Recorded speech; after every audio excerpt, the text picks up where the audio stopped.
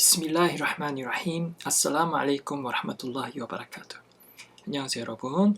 자, 이번 영상에서는 사하바들 중에 굉장히 영웅이죠. 그분의 이름은 칼리드 이브눌 walid, 칼리드 이브눌 walid에 대해서 알아보도록 하겠습니다. 칼리드 이브눌 walid 같은 경우에는 라디알라후 안후, 처음과 마지막이 확연하게 달라집니다. 사람의 어떤 행태나 행동들이 완전히 달라지는데요.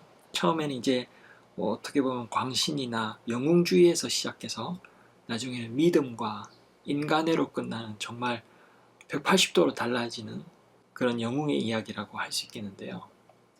칼리드에 대해서 이해하기 위해서는 그분의 집안에 대해서 알아보는 것이 굉장히 중요합니다. 그에 대해서 이해를 할 때요. 그랬을 때 한국에서도 엄청 잘 나가는 가문이나 잘 나가는 집안에서도 무슬림이 나올 수 있다. 그뿐만 아니라 뭔가 요즘에는 또 MZ 세대라고 하잖아요. 좀 젊은 층, 그런 층에서도 무슬림들이 식물이 생길 수 있다. 과거의 어떤 사례를 한번 볼 수 있는 기회가 될 것 같습니다. 그래서 칼리드 같은 경우 집안을 보면 마흐줌 출신이에요. 이 마흐줌 집안은 꾸레이시 가문 중에서도 굉장히 높은 위치를 차지했다고 합니다. 그리고 이렇게 그는 혈통상으로 굉장히 명예롭고 부유한 가정에서 자랐고요. 그의 삼촌인 헤샴 같은 경우에는 알푸자르 전쟁에서 바누 마흐줌의 지도자였고, 그리고 그의 죽음은 굉장히 위대한 사건들이 기록된 것처럼 아랍인들의 역사를 장식했고요, 실제로. 그래서 꾸레이시 부족은 그에 대한 슬픔으로 3번 동안의 시장을 열지 않았다고 그렇게 전해지고 있습니다. 그리고 그의 삼촌 알파케, 당대의 가장 관대한 아랍인 중 한 명으로 전해지고 있습니다. 어떤 사람이든 원하면은 그냥 그의 허락 없이도 그의 어떤 손님이 머무를 수 있는 집, 게스트, 쉽게 말해서 게스트하우스를 가지고 있었다고 해요. 이거는 오늘날에도 부자들도 하기 힘든 거잖아요. 근데 과거에 그때 이렇게 관대한 사람이 있었다는 거죠. 이 칼리드의 집안에서는. 그의 아버지로 말할 것 같으면 알왈리드 이브눌 무기라, 그분의 같은 경우에는 그 시대에서 가장 부유했던 사람이었다고 합니다. 금, 은, 과수원, 많은 하인들, 노예들, 그리고 무역업도 가지고 있었고, 그래서 누구도 이 알왈리드만큼 소유하고 있는 사람은 없었다고 합니다. 메카의 카아바가 있잖아요. 그 카아바의 카아바 덮개가 있잖아요. 그 덮개를 혼자서 그냥 1년치 비용을 다 지불했다고 합니다. 그래서 칼리드 아버지 알왈리드가 카아바 덮개 혼자서 1년치 비용 지불하면 이제 꾸레이시 부족에서는 이제 다 같이 모아서 그 다음 1년치 지불하고 이런 식으로 했다고 합니다. 그런 이유로 그는 알와히드라고도 불렸다고 합니다. 알왈리드가 알와히드로도 알와히드는 혼자서 그냥 다 이거 지불 다 했다 해가지고 알와히드라고 또 불렸다고 하고요. 락가브로는 라이하나투 꾸레이시라고도 불렸다고 하는데요. 아무튼 꾸란에서 보면 다음과 같이 나옵니다. 그대는 나와 내가 홀몸으로 창조한 자를 놓아두라. 나는 그를 위해 즐비한 재산을 두었고 함께하는 자손들을 두었노라. 꾸란 74장 11절에 보면 이렇게 내용이 나오는데요. 그 뒤로 계속 구절을 넘겨서 보면 계속해서 이 칼리드의 아버지 알왈리드에 대한 이야기가 쭉쭉 나옵니다. 그래서 제가 저희 사하바 강의 시리즈의 첫 번째 강의에서 제가 말씀드린 게 있죠. 아부바크르 편에서 제가 사하바들 왜 공부해야 되는지, 꾸란을 이해하려면 사하바 공부해야 된다 이런 말도 했었잖아요. 지금 칼리드의 아버지에 대한 이야기들이 이 꾸란에 굉장히 많이 나옵니다. 74장 11절부터 쭉 한번 더 보시면요. 그 후에도 그는 내가 더해주기를 희망하더라. 그리고 그에게 어떤 벌이 닥치게 될 것인가, 이런 여러 가지 이야기들이 쭉쭉쭉쭉 나오거든요. 이거 보면 정말 놀랍거든요. 시간 되시면 한번 쭉 읽어보시면 좋을 것 같습니다. 칼리드 같은 경우에도 굉장히 두려워하면서 이 꾸란 구절을 읽었다고 해요. 그래서 그의 아버지는 그 큰 관대함 때문에 순례자들을 먹이기 위해 순례자들이 오거든요. 말씀드렸다시피 이브라힘과 이스마엘이 메카에 카아바 성전, 카아바 성원을 건립했고, 그 이후로 이스마엘의 후손들이 계속 이어져서 꾸레이시 부족까지 연결된다고 말씀드렸죠. 그래서 꾸레이시 부족이 이제 메카에서 카아바를 관리하고, 그러면 이제 기독교인들이나 유대인들도 이제 메카로 방문을 많이 오거든요. 그래서 이제 많은 사람들이 메카로 순례로 오는데, 이제 칼리드의 아버지 알왈리드는 그 관대함으로 순례자들을 먹였습니다.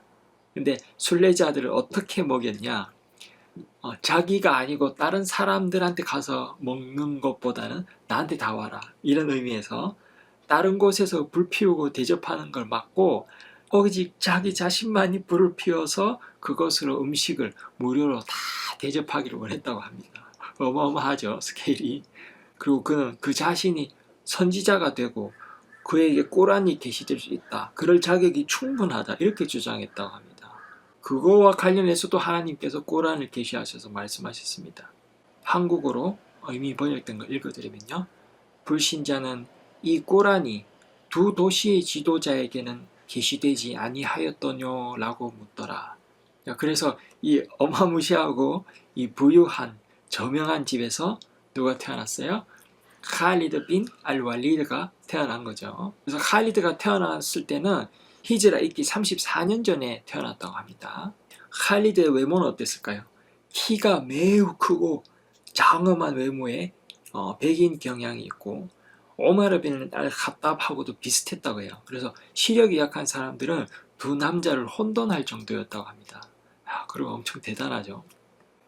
우리 이제 오마르 편에서 우리 배운 거 있죠. 오마르께서는 그 꾸레시 부족을 대표해서 격투를 나가기도 하고 했다 했잖아요. 그만큼 칼리드도 좀 영웅적인 면이 많이 있었다고 보입니다. 그래서 하나님의 사도 살랄라후 알레이히 와살람께서 오마르를 이슬람으로 초대했던 것처럼 칼리드도 이슬람으로 당연히 초대를 했죠. 그런데 칼리드는 그것을 받아들이지 않았다고 합니다. 왜냐하면 이것은 어떤 하나의 세력으로 느껴졌고, 이 새로운 권력이 들어서면은 자기 가족들의 권력에 방해가 될 거라고 생각했기 때문이죠. 그래서 이 새로운 지도자가 자기 아버지가 지도자가 되는 것을 막을 것이다, 이렇게 봤다고 합니다. 그래서 그의 형제도 또 그도 이슬람을 받아들이지 않고 맞섰다고 합니다. 그러다가 그의 형제, 아마 동생일 거예요. 그의 형제가 바드르에서 우상 숭배자들과 함께 전투에 참여했다가 무슬림들에게 붙잡혔다고 합니다. 그리고 그의 몸값을 요구하는 협상 과정이 있었겠죠. 그게 굉장히 길었어요. 왜냐하면 여러분들도 이제 아시다시피 굉장히 부유한 가문이었기 때문이죠.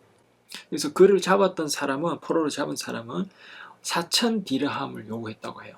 그런지 이제 선지자 살랄라후 알레이히 와살람께서 그렇게 하지 마라. 왜냐, 그의 아버지의 헐렁한 갑옷 같은 거 하고 그의 칼하고 투구 이것만 받으라, 이렇게 말씀하셨다고 합니다. 스subhanallah. 예. 그리고 나서 그의 몸값이 지불이 완료됐고 이제 그가 그의 가족들에게 돌아갔습니다. 근데 어떤 일이 생겼어요? 예. 가족들이 싫어할 걸 알면서도 이 동생은 가족들에게 선언을 해요.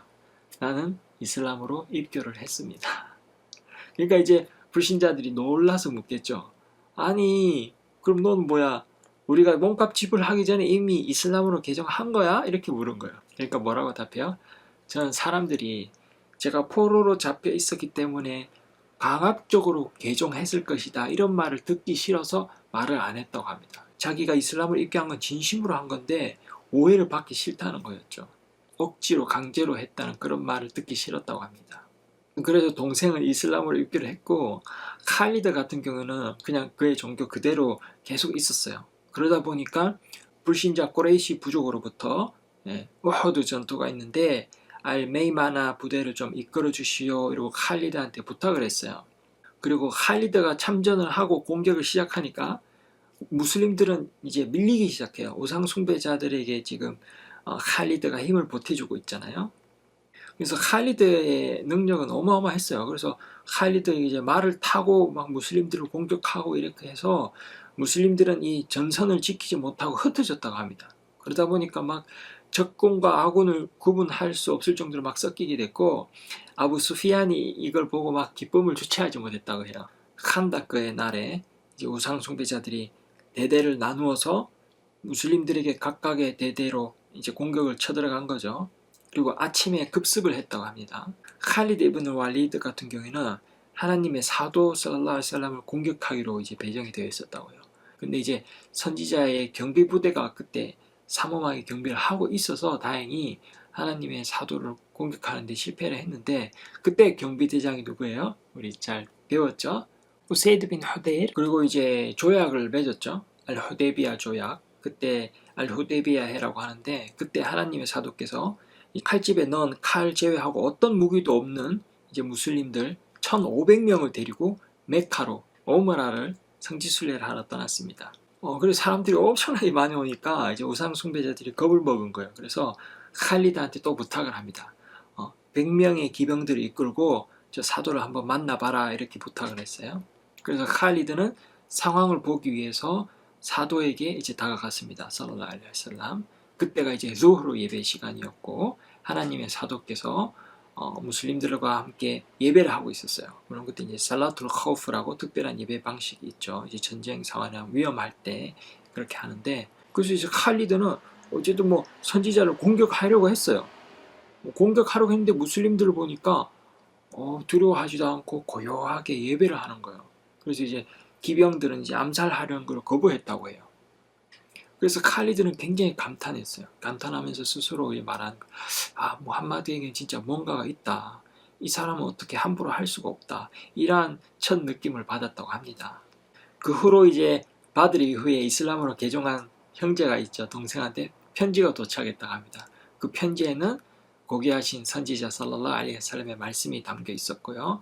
그것이 칼리드가 이 어둠 속에서 빛으로 나오게 하는 이유가 되었다고 합니다. 자, 그럼 이제 칼리드가 어떻게 이슬람을 받아들였는지 한번 보겠습니다. 칼리드가 직접 전하고 있어요.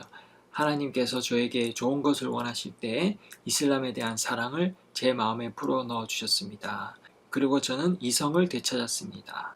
그래서 동생한테 편지를 받고 칼리드가 이제 이성을 되찾습니다. 그래서 이슬람에 대한 관심을 가지게 되었고 이슬람으로 개종하기를 원하게 됐어요.